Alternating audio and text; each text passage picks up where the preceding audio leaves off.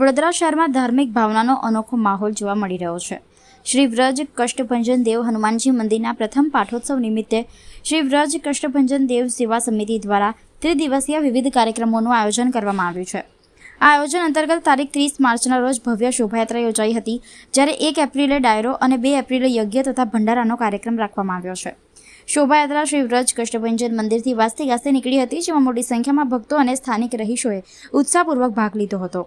આ પ્રસંગે શહેર ભાજપના કારોબારી સભ્ય તથા પૂર્વ કાઉન્સિલર રાજેશ આયરે, સેવા સમિતિના પ્રમુખ સંજય ખેરે, ગોપાલ સોરઠિયા, હિમાંશુ અગ્રવાલ, દીપક નાયડુ, સંજય નેપાળી સહિતના આગેવાનો ઉપસ્થિત રહ્યા હતા। શોભાયાત્રામાં આદિવાસી નૃત્ય વિશેષ આકર્ષણનું કેન્દ્ર બન્યું હતું, જેને લઈને દર્શકોમાં ભારે ઉત્સાહ જોવા મળ્યો હતો। કષ્ટભંજન દેવ હનુમાન દાદા કી વ્રજ કષ્ટભંજન દેવ સેવા સમિતિ દ્વારા આજે તમે જુઓ છો કે આજ દિવસે એટલે આજે 31મી તારીખના રોજ આજે અહીંયા પાલખી યાત્રા છે હનુમાન દાદાની। સમતાથી આજુબાજુના બધા વિસ્તારોમાં પાલખી યાત્રા થશે।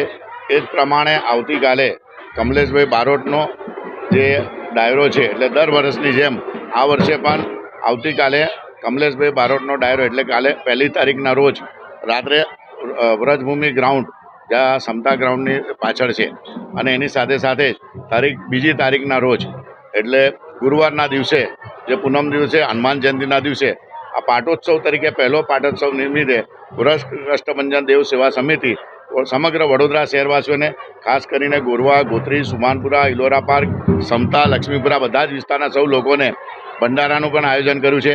તો બધા જ ભાવિક ભક્તોને, કારણ કે જ્યારથી કષ્ટભંજન દેવ હનુમાન દાદાની મૂર્તિ સ્થપાય છે, બધા જ લોકોની મનોકામના પૂર્ણ થઈ રહે છે।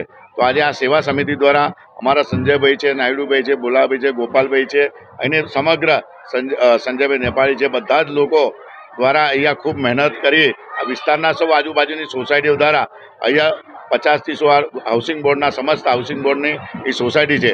તો આપ લોકો સર્વ લોકોને પાલખી યાત્રા સાથે સાથે ડાયરો અને ભંડારામાંનું ખૂબ ખૂબ ભાવભર્યું આમંત્રણ છે।